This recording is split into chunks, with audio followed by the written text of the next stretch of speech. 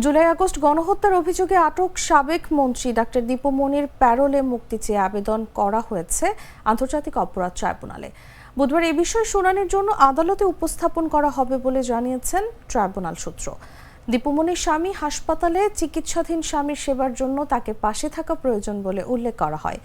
এদিকে বৈষম্য বিরোধী আন্দোলন কেন্দ্রিক রাজধানীর বিভিন্ন থানার পৃথক ৩ হত্যা মামলায় সাবেক স্বৈরশাসক শেখ হাসিনার উপদেষ্টা সালমান এফ রহমান, সাবেক আইনমন্ত্রী আনিসুল হক ও পুলিশের সাবেক আইজিপি চৌধুরী আবদুল্লাহ আল মামুনকে বিভিন্ন মেয়াদে রিমান্ড দিয়েছেন আদালত।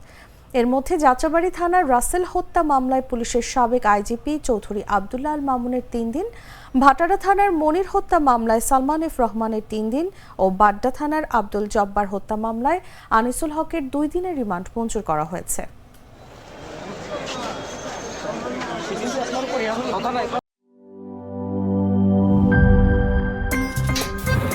আমার একটা স্মার্ট সিদ্ধান্তে 25% গ্যাসের খরচ কমেছে। ভাবছেন কিভাবে?